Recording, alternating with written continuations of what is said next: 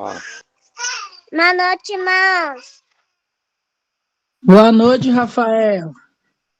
Boa noite, Rafa. Boa noite, Rafa.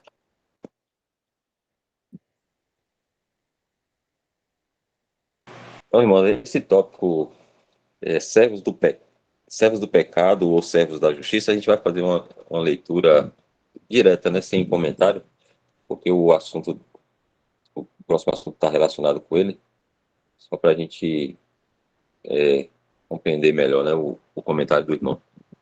Então, eu vou ler aqui, e aí, quando a gente entrar no assunto uma ilustração do poder da graça, a gente vai lendo e os irmãos tendo comentário, a gente vai meditando.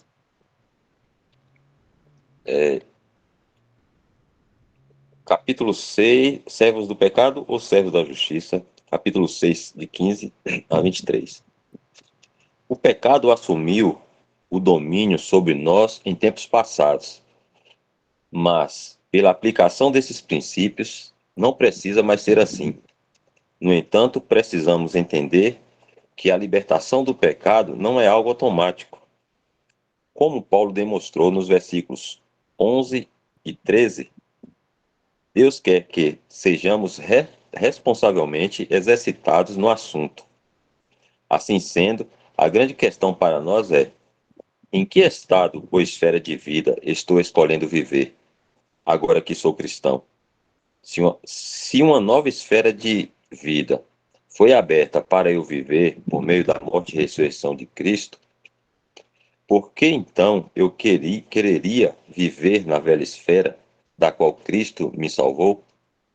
Não estou livre de toda essa ordem de vida do mundo que foi julgada por Deus? Como posso encontrar meu prazer naquela cena iníqua pela qual Cristo morreu para romper minhas conexões? Um cristão que escolhe viver nesse velho estado e busca nele prazer e satisfação manifesta uma ignorância ou incredulidade a respeito do que a palavra de Deus diz sobre a carne. Nesta passagem, Paulo nos ensina que, embora a carne tenha sido julgada ou anulada, ela é um inimigo que ainda não foi destruído, e, se possível, o diabo buscará oportunidade por meio dela para controlar a vida do crente e levá-lo para todas as maneiras de pecados. É um fato que, se escolhermos viver nesse velho estado ou esfera de vida, a carne se levantará em nós e irá se mostrar em nossas vidas. Todo cristão, portanto, precisa aprender bem que carne para nada aproveita. João 6:63. A carne para nada aproveita. E desistir de procurar algo nessa esfera para satisfazer seu coração. É uma esfera perigosa para se viver espiritualmente. E certamente não é onde Deus quer que vivamos. Ela levará ao fracasso. Os crentes, geralmente, demoram a aceitar essa verdade e, portanto, precisam aprender por experiência que o que Deus diz sobre a carne é verdadeiro. Nesta próxima série de versículos, Paulo mostra que a santificação prática é algo progressivo na vida de um crente. Capítulo 6:15. Paulo agora aborda o assunto dos crentes escolhendo pecar porque estão sob a graça. Ele faz uma pergunta similar àquela do versículo 1. Pois que pecaremos porque não estamos debaixo da lei, mas debaixo da graça? Ele responde da mesma maneira que respondeu à pergunta no versículo 1. De modo nenhum, longe esteja o pensamento. De modo algum, a graça de Deus foi planejada para encorajar os cristãos a pecar. Tal ideia é completamente ilógica. Como podemos louvar e agradecer ao Senhor por sofrer na cruz as agonias do julgamento de Deus para pagar pelos nossos pecados e ao mesmo tempo continuar cometendo esses mesmos pecados? Isso deveria ser abominável para todo crente sensato. Os cristãos podem falhar no caminho da fé e pecar. E se julgam a si próprios em arrependimento, se levantam e continuam. Mas seguir voluntariamente o curso do pecado, porque estamos sobre a graça, não é o cristianismo normal. Isso leva a questionar se tal pessoa realmente entende o evangelho que professa ter crido. Uma pessoa que justifique esse tipo de andar geralmente não é salva. Podemos nos perguntar por que Paulo tomaria tempo para tratar dessa questão, quando todo cristão de mente sóbria nem mesmo cogitaria tal ideia. No entanto, devemos lembrar de que Paulo estava enfrentando as objeções de mestres judaizantes que se opunham à doutrina da justificação pela fé. Eles eram legalistas que acreditavam que pregar o evangelho que Paulo pregava, uma vez salvo, sempre salvo, como se diz, encorajava a frouxidão e o pecado entre os cristãos. O remédio encontrado por eles era colocar os crentes sob a lei e fazê-los tentar se aperfeiçoarem em santidade, aderindo às exigências dela. Acreditavam que, se os cristãos fossem mantidos com medo de perder sua salvação, se pecassem, seriam mais cuidadosos e diligentes em viver de maneira correta. Essa ideia, no entanto, manifesta uma ignorância do que é a lei e o que a lei pode e não pode fazer. Simplificando, a lei pode exigir uma vida santa, mas não pode produzi-la. Não foi dada para esse propósito. Mesmo que guardar a lei pudesse produzir uma vida santa, ainda assim erraria o alvo. O objetivo de Deus é produzir um companheirismo dedicado e afetuoso para com Cristo, naqueles que têm um relacionamento com Ele que é motivado pelo amor. O legalismo não fará isso. Sob os ditames legais, o cristianismo se torna um conjunto mundano de regras e regulamentos, deixando intocados os corações daqueles sob tal sistema. Todos esses meios não produzem afeição por Cristo, nem encorajam um íntimo relacionamento com Ele, nem viver nessa linha legal dá ao crente o poder de resistir às tentações de pecar. Esse tópico a gente leu na semana passada, aí a gente está relendo aqui só para a gente compreender esse próximo assunto aqui que está conectado com ele. Então, o próximo é uma ilustração do poder da graça. Eu vou ler o primeiro parágrafo. Se os irmãos tiverem comentário, pode sinalizar aí que eu paro aqui. Uma ilustração do poder da graça. É claro que aqueles que têm essas ideias não entendem o poder da graça, o favor imerecido de Deus para com o homem. Quando a graça de Deus toca os corações do seu povo, o seu grande poder efetua mudança em suas vidas. Isso resulta em serem afetuosamente ligados a Cristo, com o desejo de agradá-lo. Uma história que G. Cutin menciona em seu livreto ilustra o poder da graça. Transcrevemo-la aqui textualmente. Uma empregada doméstica está ocupada com seu trabalho diário na sala de jantar de seu patrão. Enquanto está espanando o pó da lareira, ela não percebe que seu espanador se enroscou em um vaso caro e, ao puxá-lo, derruba o vaso da lareira, quebrando-o em muitos pedaços. Ela sabe muito bem como seu patrão vai se sentir em relação a isso.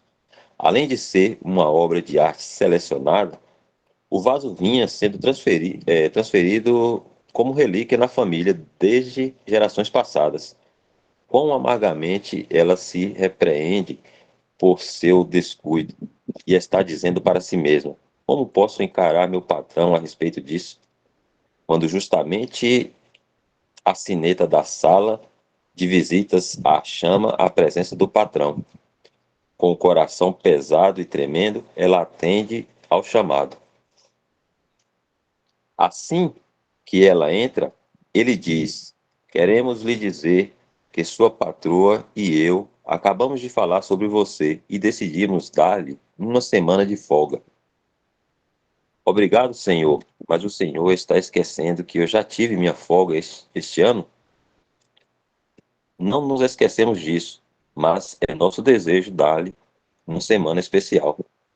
Então, estendendo a mão, ele diz: Por favor, pegue este dinheiro. Isso ajudará você a aproveitar melhor sua folga. Ó Senhor, ela diz, rompendo em lágrimas, eu não poderia aceitar nem o dinheiro nem a folga, pois tenho certeza de que o Senhor não me oferecerá nada quando souber o que eu fiz. Em meu descuido, eu quebrei o lindo vaso que estava em cima da lareira da sala de jantar. Eu sei, ele diz. De fato aconteceu de eu estar passando pela janela na hora e vi você fazer isso. Mas apesar de ambos sentirmos muito a perda, há muito tempo temos o desejo de lhe fazer uma mostra especial de nossa apreciação e consideramos que este é um bom momento para fazer. Será que essa nova e inesperada experiência da bondade de seu patrão a tornaria mais descuidada em relação ao seu trabalho no futuro? Não, não. Exatamente o oposto. A graça exibida para com a empregada doméstica a tornaria mais diligente e conscienciosa em seu trabalho. Da mesma forma, se reservarmos tempo para meditar sobre a surpreendente graça que nos foi demonstrada por Deus, que nos salvou e nos abençoou mais ricamente do que a todas as outras criaturas do universo, incluindo os anjos, isto produzirá devoção a Cristo. Haverá o desejo de retribuir àquele que nos abençoou tão grandemente, e isso será expresso em querer agradá-lo de qualquer maneira que pudermos. Nessa linha de resposta, o salmista diz: Que darei eu ao Senhor por todos os benefícios que me tem feito? Assim, a meditação diária sobre a graça de Deus produz um desejo diário de agradá-lo. Isso é algo que nenhum sistema legal pode fazer. Paulo se refere ao poder prático da graça operando nos corações dos crentes. Em Tito, que diz assim, Tito 2, 11 e 12. Porque a graça de Deus se há manifestado, trazendo salvação a todos os homens, ensinando-nos que, renunciando à impiedade e às concupiscências mundanas, vivamos neste presente século sóbria e justa e piamente. A graça de Deus não apenas nos salva do julgamento de nossos pecados, mas também nos ensina a nos afastarmos da vida ímpia. Aqui.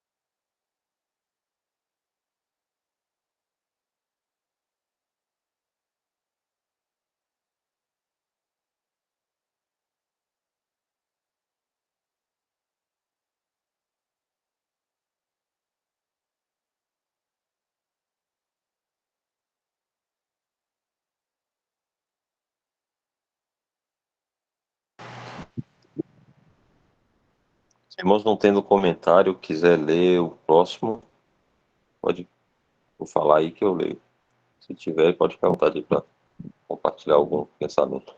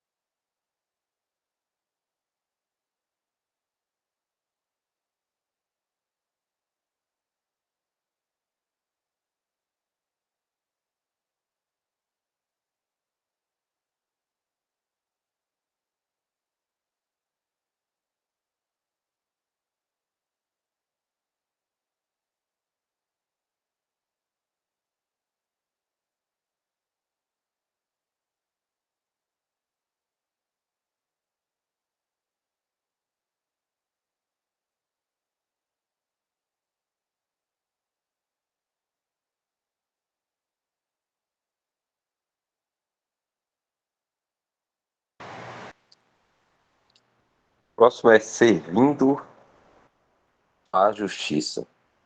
No capítulo 6, versículo 16. O próprio versículo já vai estar aí, eu vou ler aqui. Ele diz assim: nos próximos versículos, Paulo nos diz algo que todo cristão precisa saber sobre o pecado e a justiça prática. Ele diz: não sabeis vós que a quem vos apresentardes por servos para lhe obedecer, sois servos daquele a quem obedeceis? Ou do pecado para a morte, ou da obediência para a justiça? Isso mostra que há um poder cativante tanto na prática do pecado quanto na prática da justiça. Ao apresentar-nos a qualquer um deles, ficamos sob o seu poder, para o mal ou para o bem. Se nós, como cristãos, escolhermos viver no antigo estado de Adão, esfera de vida, entre aspas aqui, e apresentar-nos ao chamado da natureza pecaminosa, resultarão sérias consequências. Nós ficaremos sob o poder do pecado e nos tornaremos escravos dos pecados que permitirmos. O Senhor Jesus ensinou isso a seus discípulos. Ele disse: todo aquele que comete pecado é servo do pecado. Este é um princípio universal que se aplica a toda a humanidade. É tão verdadeiro para um crente quanto para um incrédulo. Assim, ao escolher pecar, violentamos nossas próprias almas. Todo cristão deve aprender e pode ter de ser por meio da correção do Senhor que, abre aspas, a liberdade apresentada no Evangelho não é liberdade para pecar, mas sim liberdade do pecado. Deus quer nos livrar do poder do pecado para que possamos fazer a sua vontade, não para que possamos continuar pecando. O Evangelho anuncia liberdade, não permissividade.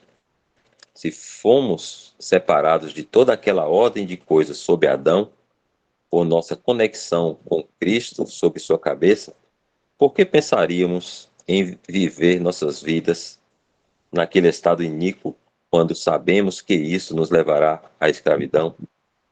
Como mencionado anteriormente, quando os cristãos escolhem pecar, isso manifesta incredulidade no fato de que a carne para nada aproveita. O problema é que ainda pensamos que há algo de bom nela que irá servir para nossa felicidade e satisfação. E ao ceder à carne, somos enganados por ela e ficamos sob o poder daqueles pecados que cometemos.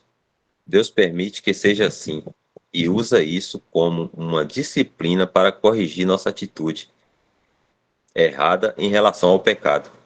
Podemos dizer, felizmente, que para o crente que vai nessa direção e permite pecados em sua vida, há uma saída por meio do arrependimento e do julgamento próprio. Mas para o incrédulo,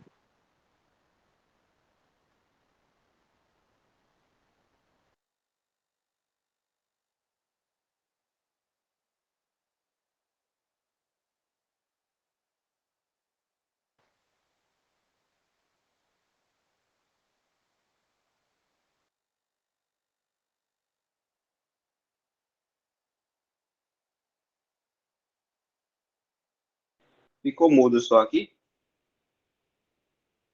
Ficou aqui também, é... no final. No final, Elton. Até o incrédulo você falou, aí ficou mudo sua Ah, voz. tá. Então vou voltar um pouquinho aqui novamente. Podemos dizer, felizmente, tá ouvindo, Danilo? Tá normal agora. Podemos dizer, felizmente, só esse finalzinho, viu, José? Podemos dizer, felizmente, que para o crente que vai nessa direção e permite pecados em sua vida, há uma saída por meio do arrependimento e do julgamento próprio. Mas, para o incrédulo, os pecados que ele permite em sua vida apenas o levam para maior escravidão. Aí eu disse que eu ia dar uma paradinha aqui, porque pode ser que algum irmão tenha algum pensamento, aí depois a gente pode retomar.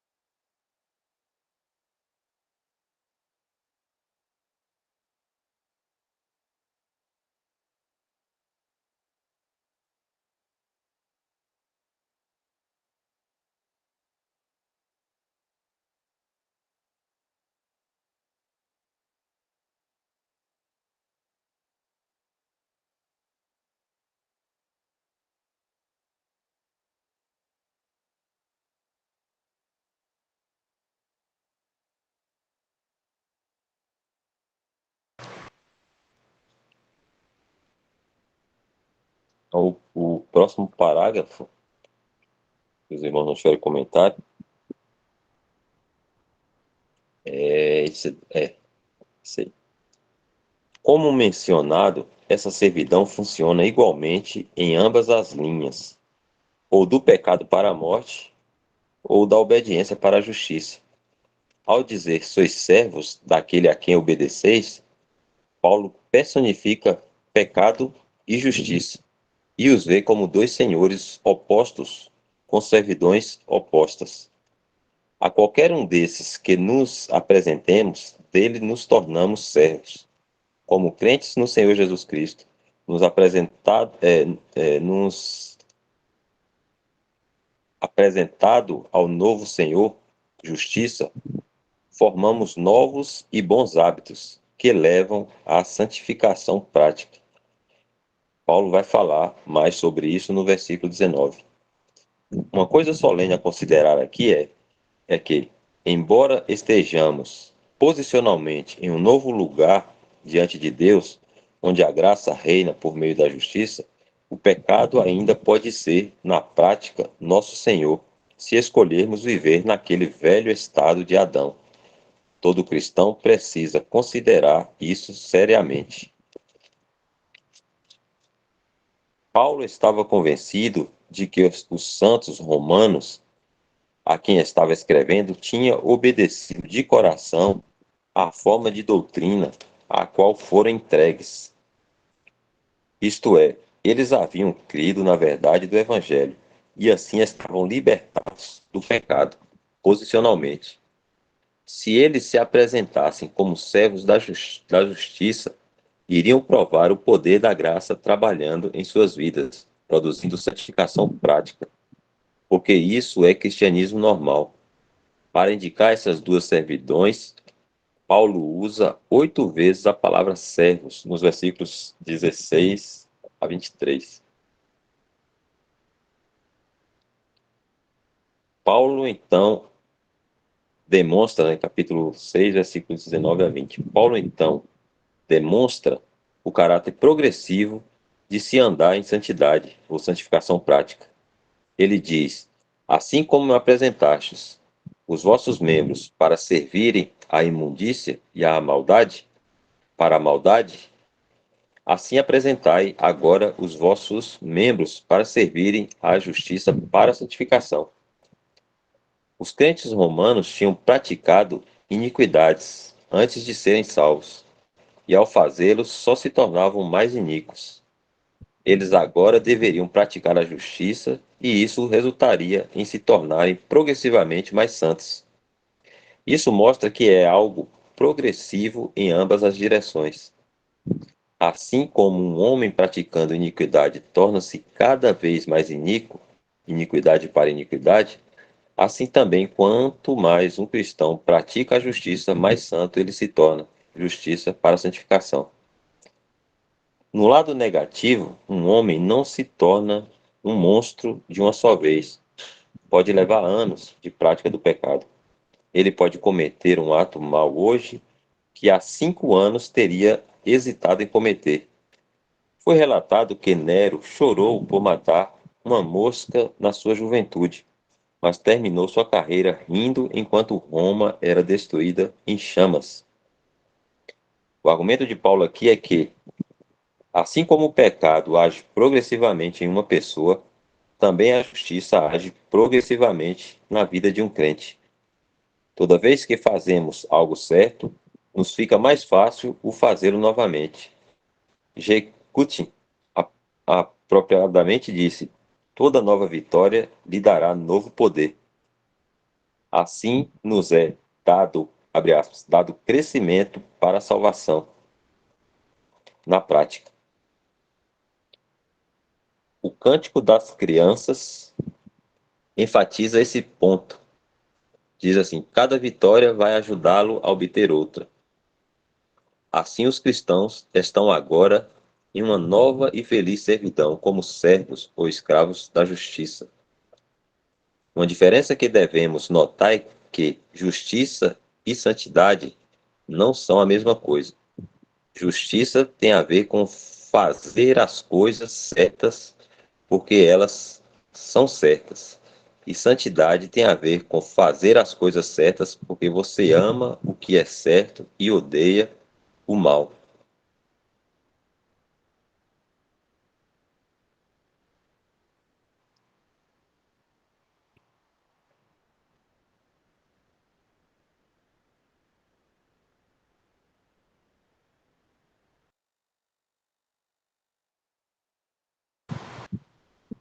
Eu dei uma pausa aqui, irmão, só para se tiver algum comentário, mas se não tiver, a gente retoma.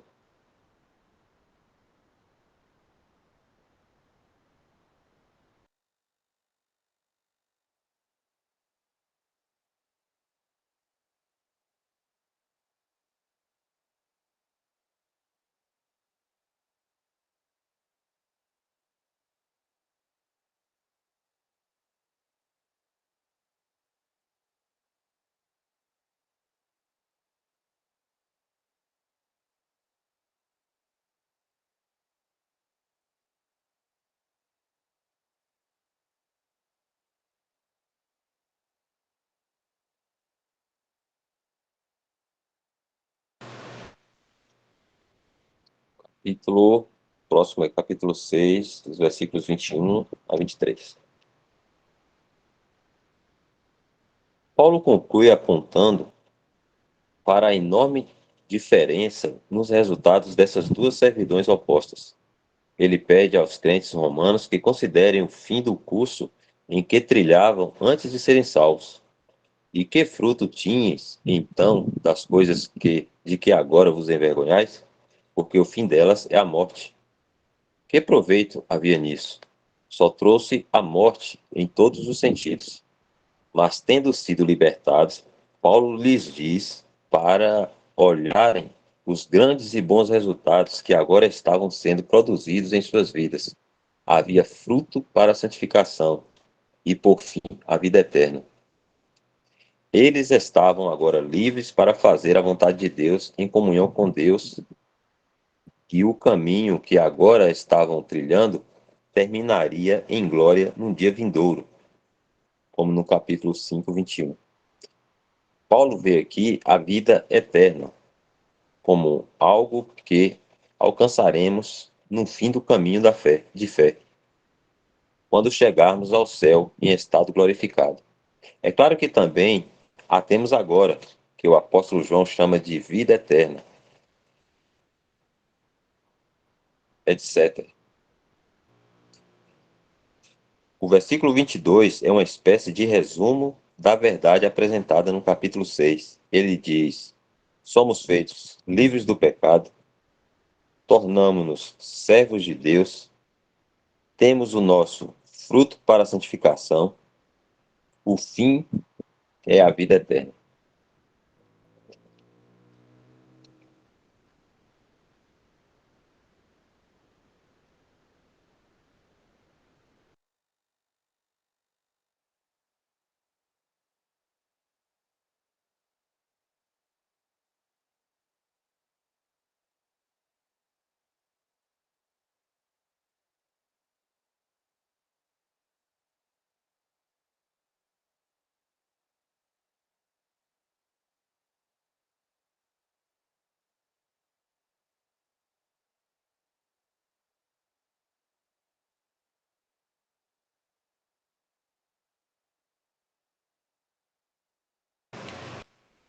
Aí no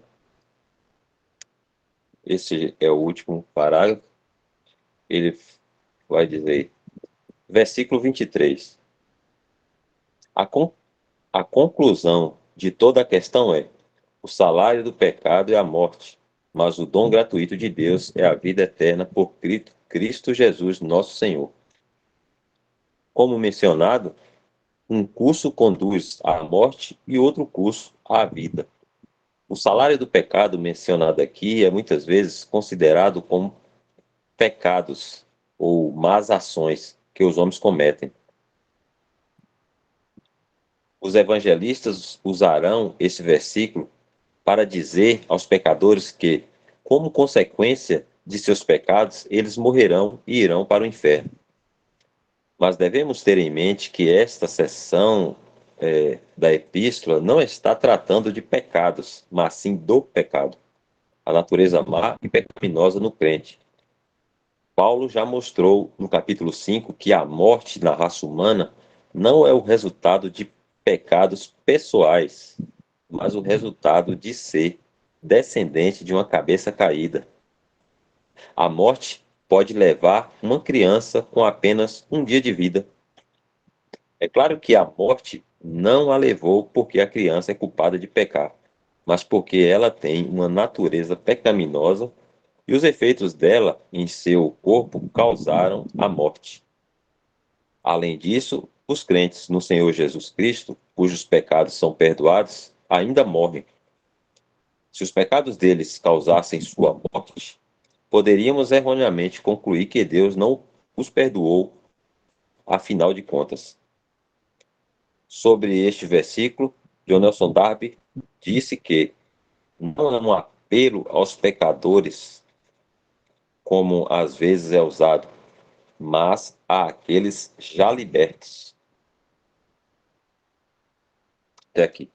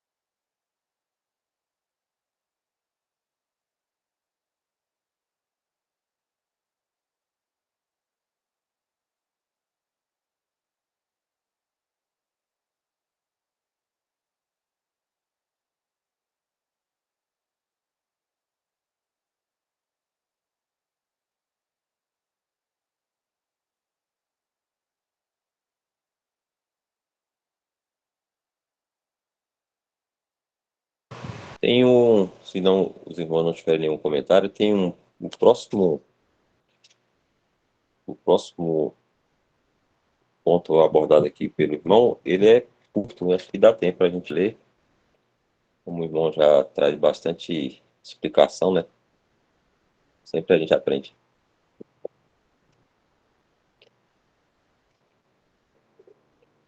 Esse daí, a lei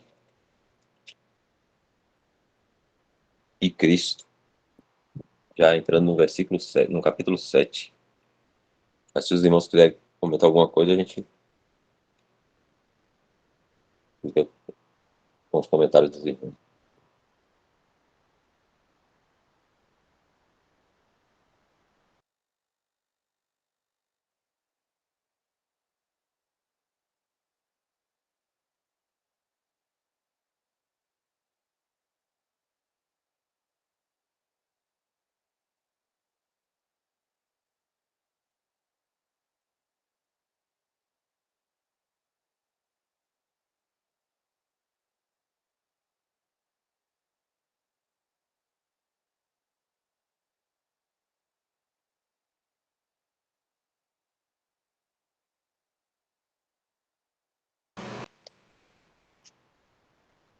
Então, a gente tem ainda 15 minutinhos, dá para a gente ler tranquilamente esse daqui. Esse é a lei e Cristo, capítulo 7, versículos de 1 a 6. Fala assim: tendo sido apresentada a verdade da libertação no capítulo 6, poderíamos perguntar: esta libertação se aplica em relação à lei de Moisés? Esta seria uma preocupação especial para os crentes dentre os judeus, pois os gentios, como sabemos, nunca estiveram nesse relacionamento legal com Deus, sobre a lei de Moisés. A resposta é sim. Os crentes judeus não estão mais sob a lei. Ao abordar essa questão, Paulo se dirige especialmente a seus irmãos judeus. Isso é indicado por sua declaração: pois que falo aos que sabem a lei. Há uma diferença óbvia entre a libertação do pecado, no capítulo 6, e a libertação da lei, no capítulo 7. Pecado é algo mau que veio ao mundo por meio do fracasso do homem, ao passo que o mandamento é santo, justo e bom, e foi dado pelo próprio Deus. É fácil entender por que precisamos ser libertos do pecado, mas podemos nos perguntar: por que alguém precisaria ser liberto de algo que é bom? A resposta é que a lei é realmente boa, boa para o propósito para o qual foi concebida, que é mostrar aos homens o que eles fizeram e o que são. No entanto, a lei não pode produzir vida santa. John Nelson Darby apontou que há 3 coisas que a lei não faz. Estas são: ela não dá vida, ela não dá força para realizar suas demandas e ela não nos dá um objeto para nossos corações. Por isso, é um grande equívoco pensar que a lei foi dada para ajudar uma pessoa a caminhar em santidade. Não é, e nunca foi, intenção de Deus produzir santidade nos homens por meio da lei. A ideia equivocada de pensar que os crentes gentios deveriam ser colocados sob a lei foi resolvida com autoridade pelos apóstolos e anciãos em Jerusalém. Isso está registrado em Atos 15. Mas a pergunta permaneceu: os crentes no Senhor Jesus, que estão entre os judeus, ainda estão sob a lei? Paulo responde aqui a esta questão.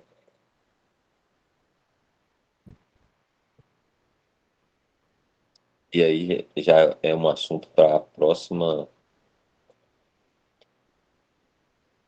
É um assunto já para o próximo tópico que o irmão vai tratar.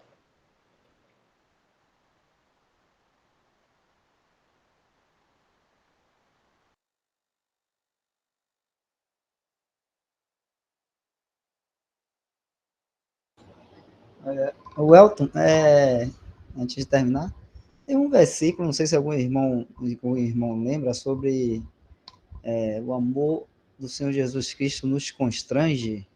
Alguém lembra?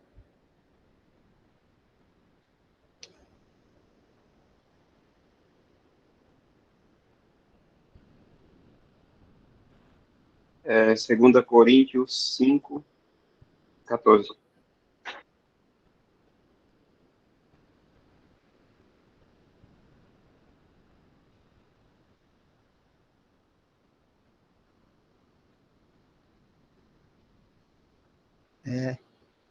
Porque o amor de Cristo nos constrange, julgando nós assim, que se um morreu por todos, logo todos morreram.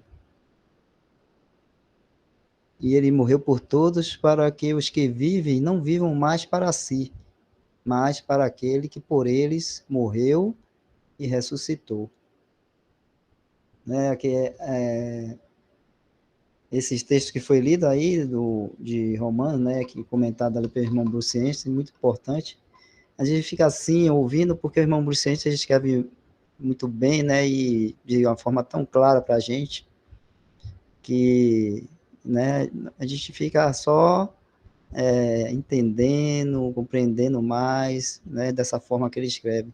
Mas hoje eu estava conversando com o Dal, né, sobre esse assunto, e porque muitas vezes os crentes, cristãos, hoje quando ouvem a gente falar que um cristão, né, verdadeiro, ele, uma vez salvo, salvo para sempre, como foi colocado ali no texto, né, uma vez salvo, salvo, né, a primeira coisa que eles questionam, perguntam ou colocam é essa questão de que, então a gente pode pecar, né? Então vou pecar porque já estou salvo. E eu conversando com o Da hoje, a gente estava falando disso, né? Porque é uma coisa estranha ouvir isso, né? Porque todos nós aqui que cremos no Senhor Jesus, né? Mas cada um tem que falar de si mesmo, né? Eu estou falando assim todos nós, porque eu estou considerando todos como cristãos verdadeiros, né? Mas cada um sabe de si mesmo como é você uma vez antes achar, como crente já, né? Achar que a sua salvação ainda dependia de algo que você deveria fazer, alguma obra, alguma coisa, manter a salvação, alguma coisa dessa, como é ensinado por aí.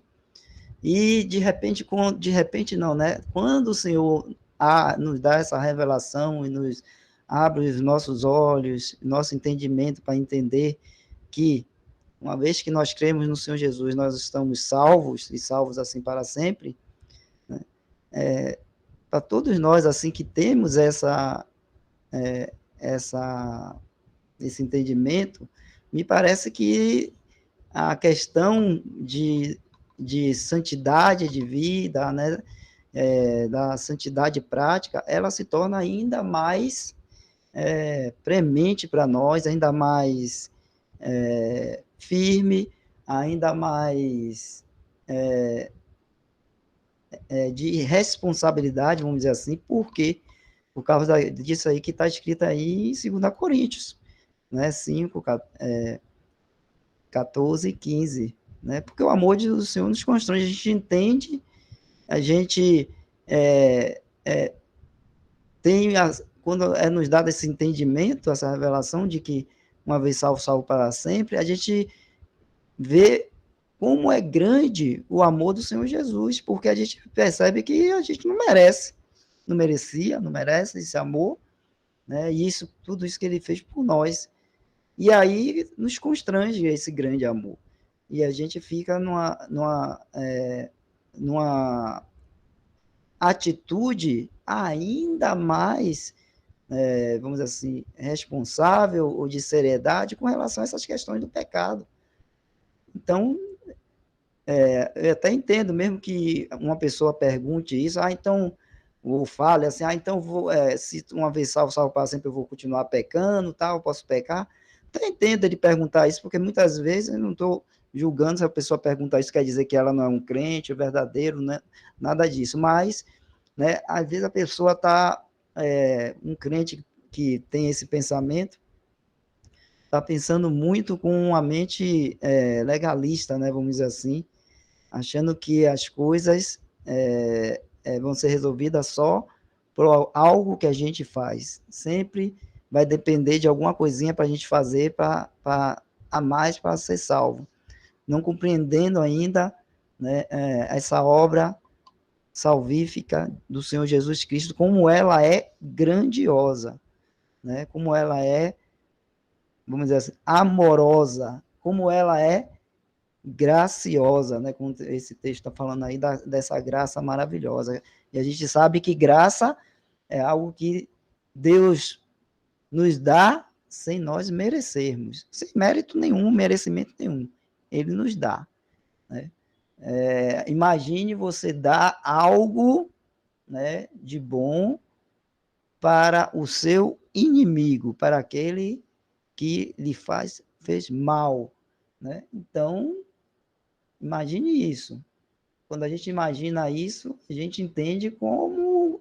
Entende não, né? Entende um pouco, porque é um exemplo assim que ainda é um pouco falho, vamos dizer assim, mas a gente tem uma pequena vislumbre de como é o amor, como foi o amor de Deus, como é o amor de Deus e do nosso Senhor Jesus Cristo, porque todos nós, a palavra de Deus fala, éramos inimigos de Deus, né? Mortos em nossos delitos e pecados e inimigos de Deus.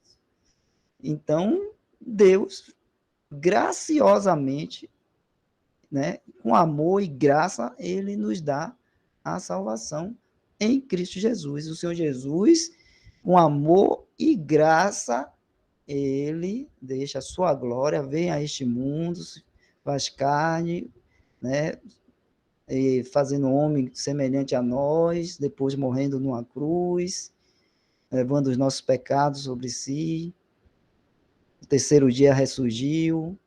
Então, tudo isso ele fez por amor e com graça, porque a gente não merecia isso tudo que ele fez por nós. Então, todo esse amor, essa graça, nos constrange o nosso coração.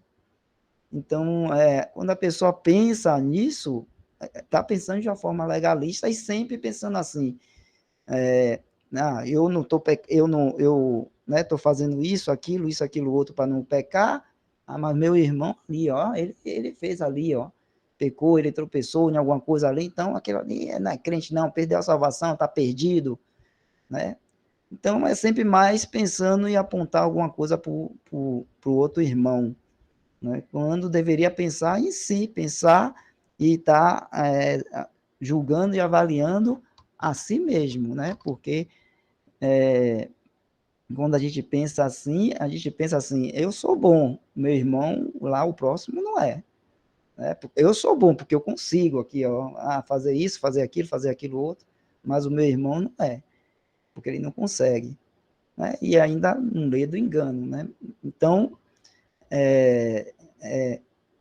esse amor de Cristo, né? Aí hoje conversando com o Dal, ele nos constrange. Então, um crente verdadeiro e sincero, quando ele sai desse erro, dessa má doutrina, ou desse mau ensinamento de que diz que ele pode perder a salvação, ou que a obra de Cristo ali na cruz não foi completa, que precisa de uma ajuda nossa completando essa obra, fazendo algumas obras, esse é um mau ensinamento.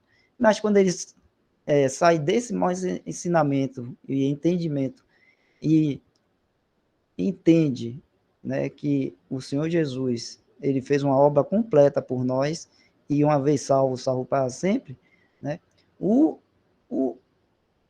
interior dele, essa nova vida que ele tem, essa graça que envolve ele, esse amor do Senhor Jesus Cristo, vai fazer com que nós olhemos para essas questões de pecado, de um andar conforme a vontade do Senhor Jesus Cristo, nosso Senhor agora, né? Saímos de servos lá do pecado, como fala, agora temos ao Senhor Jesus como nosso Senhor.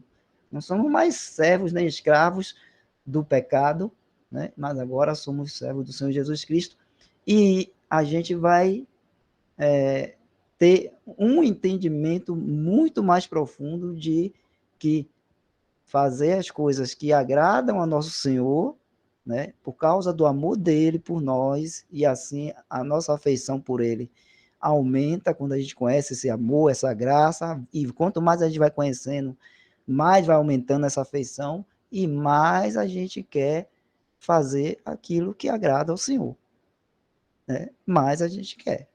E, por fim, a palavra de Deus nunca em nenhum momento, em nenhuma parte, né, eu estou falando aqui do Novo Testamento, das epístolas e tudo mais, né, ensina que um crente, né, após uma pessoa se tornou cristã, e após se tornar cristã, ela está salva e tem a vida eterna, nunca ensina que agora a gente vai ter uma vida, ou fala que a gente vai ter uma vida permissiva ou uma liberdade para fazermos a nossa própria vontade ou os desejos da nossa carne. A palavra em nenhum lugar ensina isso. Pelo contrário, em todos os lugares que fala sobre este assunto e nas exortações dos apóstolos, tanto a Paulo, Pedro, vai sempre nos exortar a ter uma vida de piedade, uma vida de santidade,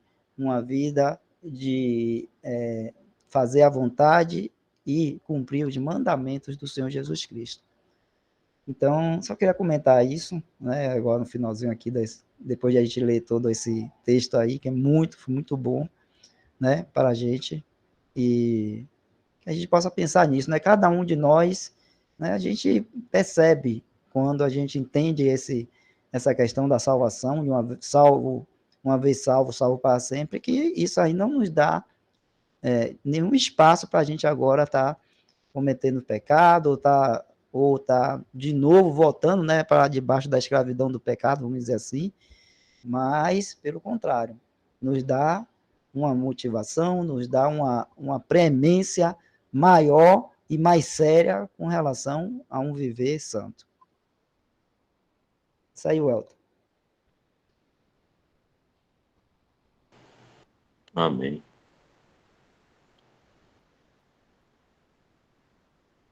Mais algum comentário, irmãos? São 9h30, se tiver mais comentários, a gente...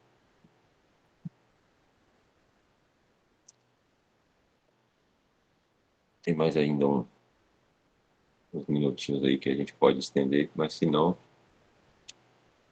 a gente pode dar graça e finalizar. Elton, você ficou devendo de ler o capítulo 7. Agora a gente entra na próxima semana, se o senhor permitir, a gente vai entrar num... Esse último parágrafo que eu li, acho que na verdade ele já entra no capítulo 7, né?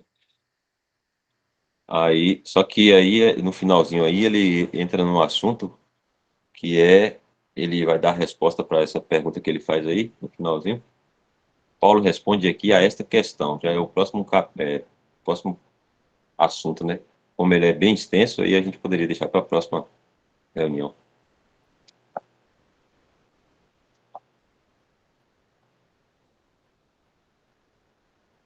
Esse aí ele vai... Tem bastante coisa aí.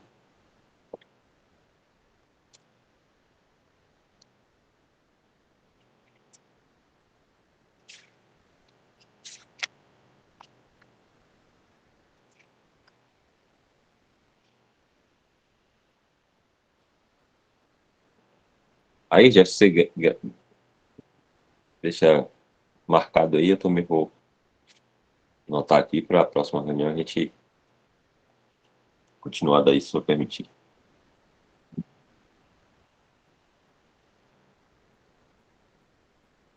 Eu vou pedir, acho que...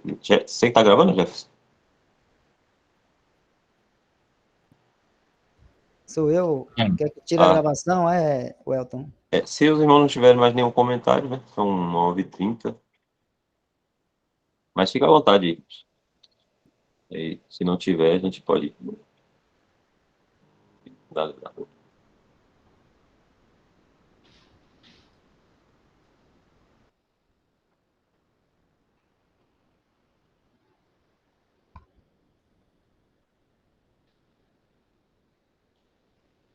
Então, se não tem mais nenhum comentário dos irmãos, eu vou tirar a gravação aqui, Jefferson, tá bom?